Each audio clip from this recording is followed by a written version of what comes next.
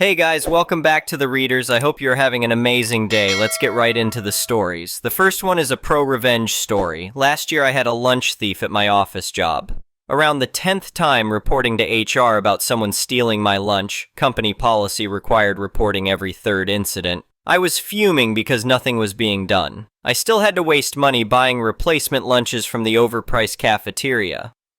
During my annual physical in March 2023, I was complaining to Dr. Martinez about the situation. He got this mischievous grin and asked, "Having digestive issues lately?" "No, why?" I replied, confused.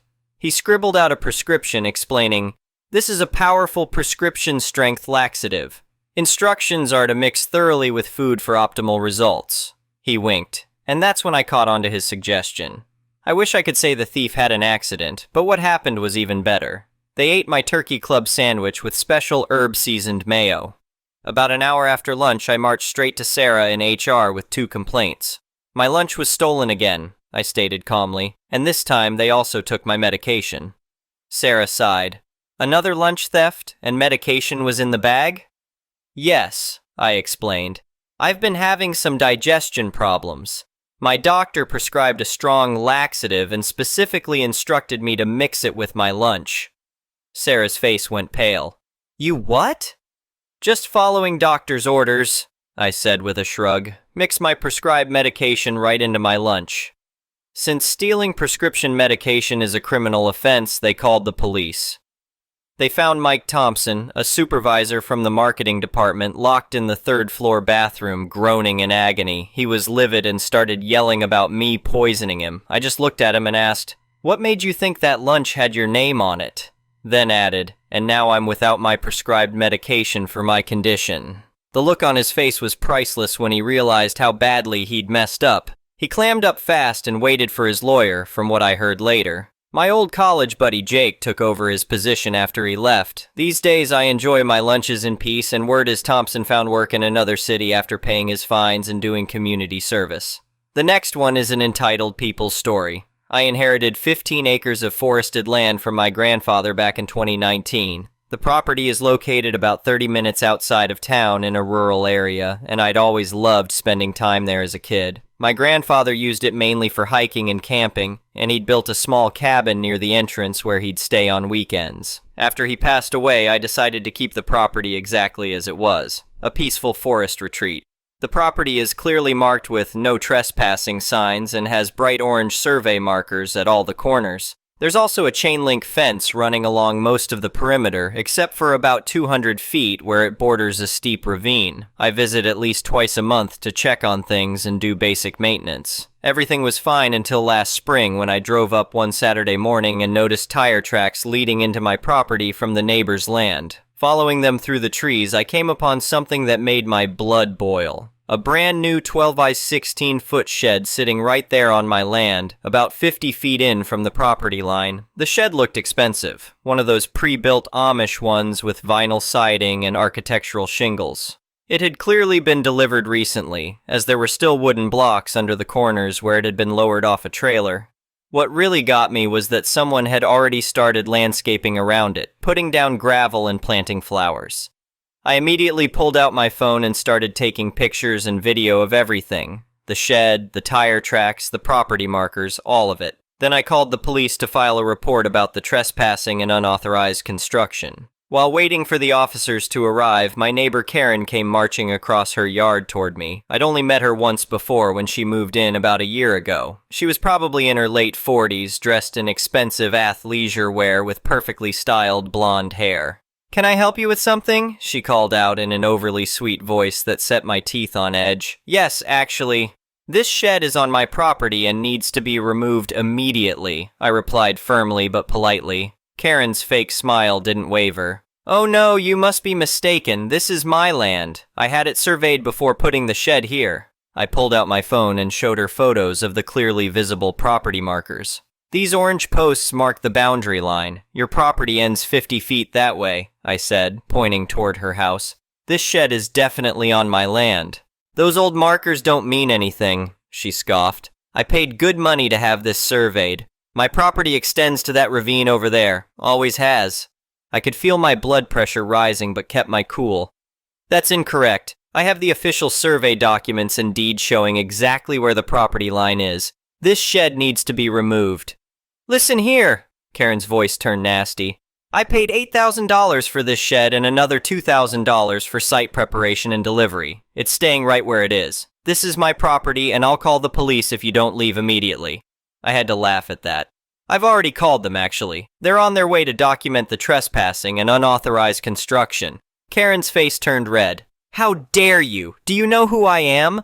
My husband is a very successful real estate developer. We'll sue you into oblivion if you don't back off right now. Looking forward to it, I replied calmly. Please don't come onto my property again without permission. 2 sheriff's deputies arrived about 15 minutes later. Karen immediately launched into a dramatic performance about how I was harassing her and trying to steal her land. The officers were professional but clearly not buying her act. I showed them my deed, survey documents, and photos of the property markers. They took statements from both of us and lots of pictures. One deputy told me it was clearly a civil matter, but they would document everything for court purposes. The next day, I sent Karen a certified letter formally demanding she remove the shed within 7 days or face legal action. I included copies of the relevant property documents and surveys. She responded by having her lawyer send me a threatening letter claiming adverse possession and demanding I cease and desist all harassment. That's when I knew this wasn't going to be resolved easily. I contacted a real estate attorney who specialized in property disputes. After reviewing all my documentation, he assured me this was a straightforward case of trespassing and unauthorized construction. He recommended we file suit immediately for removal of the shed and damages. Over the next few weeks, things got increasingly hostile. Karen started using the shed regularly, driving her golf cart across my property to access it. She even had the nerve to install security cameras pointing at it, on my trees. When I removed the cameras, she called the police claiming I'd vandalized her property. Fortunately, I had recorded myself taking them down and explaining to the camera exactly why I was doing so. One evening, I caught her teenage sons riding ATVs through my forest, tearing up the underbrush and scaring away wildlife. When I confronted them, they claimed their mom said it was their property and they could ride wherever they wanted. I had to install game cameras and no trespassing signs every 50 feet along that section to document their continued violations. The final straw came when I discovered Karen had hired landscapers to clear a 30-foot wide path from her property to the shed, cutting down several mature oak trees in the process. I immediately called my lawyer and the police. The responding officer actually arrested one of the landscapers for criminal damage to property after he became belligerent and threatened me. My lawyer filed suit the next day seeking immediate removal of the shed, restoration of the property to its original condition, damages for the destroyed trees, which are typically valued at $1,000 to $5,000 each, legal fees and court costs, punitive damages for willful trespassing. We also filed for an emergency temporary restraining order to prevent Karen from accessing or modifying the property further while the case was pending. The judge granted it after seeing the documentation of escalating violations. Karen's response was to hire an expensive law firm from the city who tried to bury us in paperwork. They filed countless motions arguing everything from adverse possession to prescriptive easements to boundary by acquiescence. But they had one major problem. All of these legal theories require years of continuous use or possession. Karen had only lived there for a year. The court ordered a new survey, which of course confirmed exactly what my documents showed. The shed was entirely on my property. Karen's lawyer tried arguing that her previous survey showed different boundaries, but they mysteriously couldn't produce this alleged survey when the judge demanded to see it. Your Honor, my attorney addressed the court, the defendant claims she had a survey done showing different property lines, yet has provided no evidence this survey ever existed. Meanwhile, we have provided the official county surveys from 1965, 1988, and 2019, all showing identical boundaries. The defendant knowingly constructed an expensive storage building on clearly marked property that doesn't belong to her, then willfully damaged that property further when asked to remove it. Karen's testimony didn't help her case. She came across as entitled and evasive. Well, I just assumed that land was part of our property since it's on our side of the ravine. It's not like he was using it for anything except trees. Did you check the property records before building the shed? Asked my lawyer. I didn't think I needed to. My husband develops real estate, so I know how these things work. Did you see the orange survey markers clearly showing the property line? Those old things? They could have been put there by anyone. Did you have an actual survey done as you claimed? I don't recall exactly. My husband handled all that. When her husband testified, he threw her under the bus completely. I told her multiple times to check the property lines before doing anything. She just decided she knew better and went ahead with it. I wasn't involved in any of this. The judge was not amused by any of it. His ruling came down hard. Karen had to remove the shed within 30 days. She had to restore the property to its original condition, including having a professional arborist plant replacement trees. She had to pay damages of $3,500 per destroyed tree. There were 8 of them. She had to pay all my legal fees and court costs. She had to pay $10,000 in punitive damages for willful trespassing. A permanent injunction was issued preventing her from entering my property. Total judgment came to over $50,000. Karen burst into tears and started screaming about how unfair it was. Her lawyer had to physically escort her from the courtroom, but it wasn't over yet. The 30-day deadline came and went with no action from Karen. My attorney filed for contempt of court. The day before that hearing, Karen tried a new tactic. She listed the shed for sale online and claimed she couldn't remove it until it sold. The judge wasn't having any of it. He authorized me to have the shed removed at Karen's expense and put a lien on her property for the judgment amount. I hired a company that specialized in shed moving. They came out the next week and relocated it to a storage facility. Karen totally lost it when she came home to find the shed gone. She called the police claiming it was stolen, despite having been in court when the judge authorized its removal. The officers just handed her a copy of the court order and left. That evening, she started posting all over neighborhood Facebook groups about how I'd stolen her expensive shed and was trying to bankrupt her family. I hadn't planned to share the court documents publicly, but her lies forced my hand. I posted copies of the judgment and property surveys showing exactly what had happened. The neighborhood response was devastating for her. People she'd considered friends started sharing stories of her entitled behavior and schemes to take advantage of others. It turned out she had a history of trying to grab land and bully people into giving her what she wanted. One neighbor wrote, "She tried claiming our fence was on her property last year and demanded we move it. When we showed her the survey, she accused us of forging it. Some people never learn." Another commented, "She told us we had to cut down our tree because leaves were falling in her yard. When we refused, she tried to poison it. Karma finally caught up with her." The real estate development company where her husband worked as a VP also caught wind of the situation. They weren't happy about being associated with someone who illegally built structures on other people's property. He was asked to resign to avoid scandal.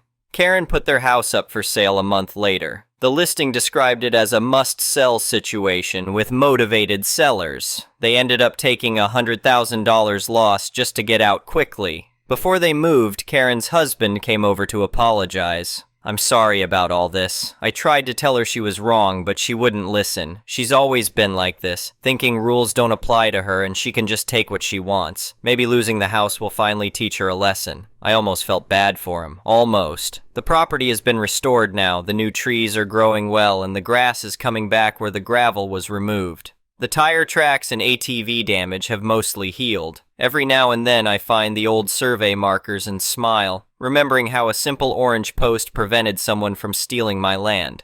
The shed? It's still sitting at that storage facility, racking up fees. Karen never paid to have it moved again or claimed it. After 6 months, the facility took possession and sold it at auction. Ironically, I heard it sold for less than what it cost to move it there. Last I heard, Karen and her husband divorced and she moved several states away to live with her sister. The neighbors threw a party when she left. I was invited but politely declined. I had some trees to plant. The total cost to Karen ended up being $8,000 for the shed, lost $2,000 for initial site work, wasted, $28,000 for destroyed trees, $15,000 in legal fees, $10,000 punitive damages, $3,000 for property restoration, $100,000 loss on house sale, 1 marriage. All because she couldn't be bothered to check property lines or respect other people's rights. Sometimes the most expensive lessons are the ones we have to learn the hard way. These days, I make sure to refresh the orange paint on those survey markers every spring. You never know when another Karen might come along thinking they can just take what they want. But at least now I have a great story to tell them about why that's a bad idea. The next one is a petty revenge story. That was required for my major. The rest were just random electives to fulfill the minimum unit requirements to graduate. I'd noticed the name of the professor I was assigned to and instantly felt dread. I'd had him during my freshman year for another required course, and let's just say, he wasn't a pleasant human being. Constantly on a power trip, would dock a percentage of your grade for every class missed or were late for, and had no problem yelling/talking down to you in front of the entire class.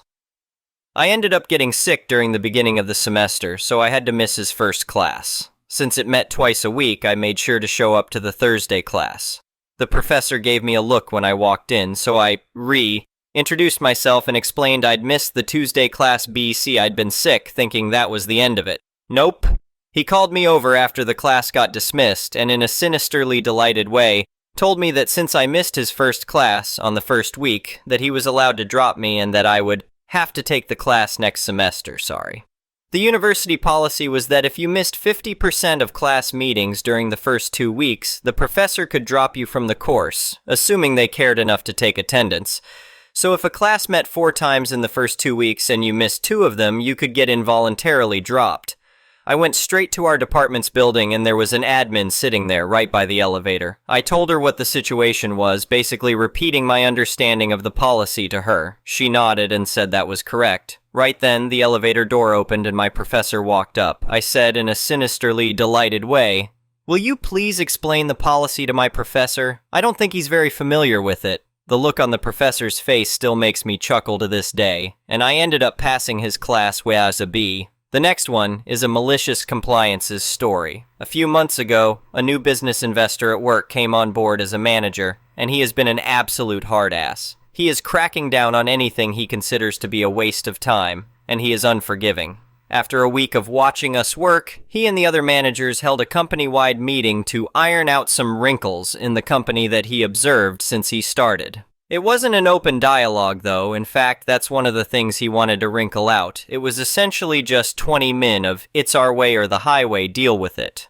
The line, "If we want your input, we will ask for it, period," really stuck with me, though, and it was made abundantly clear afterwards that it was directed at me. The company has had a big problem recently with employee turnover, and I was in the position to know why, since I interact with everyone through my role. Essentially, people are quitting because the work they were doing wasn't what they signed up to do. The phrase, "If I knew this is what I would be doing, I wouldn't have accepted the job," was a common sentiment. They accepted the job under the impression that they would be serving customers, answering emails and phone calls, general customer service stuff, but instead they spend about 90% of their time in a hot warehouse packing online orders over and over again. I shared that with management. I let them know what the people leaving were saying in case they wanted to take that into account moving forward. They just thanked me and I left, but the new manager hated that so much that he decided to make a meeting about giving them unsolicited advice. They spoke with me privately afterwards and referred back to when I told them about what the quitting employees said, and they told me that the way they interpreted that was that I was implying that they were being deceitful when hiring people. I told them, no, I don't think that at all. I was just relaying what those people were saying about how they felt. They didn't care. They doubled down and said again, "If we want your input, we will ask for it, period." That's how I knew it was directed at me. I asked them for clarification, like what constitutes advice or input. And the new boss said, "Unless you are asking us a question about the work you're supposed to be doing, we don't want to hear it. We don't want your opinion on how you think we should handle situations. We don't want your ideas on how you think the business can be better run. And we don't want gossip about what other people are saying about us. Just focus on your job." Fine then. I'll roll with that, no problem. I've worked for them for years and they always appreciated my ideas, opinions, and input until that point. But hey, if they don't want my input anymore, that's their choice and I'll respect that. I knew it was just the new boss saying that stuff since this sort of attitude with them only started when he did, but the others either agreed with him or were too intimidated to disagree. Either way, whatever, I'll comply with their request. Since then, the problem hasn't been fixed. We've had 2 more people come and go, both of them because they didn't sign up for this. Shocker.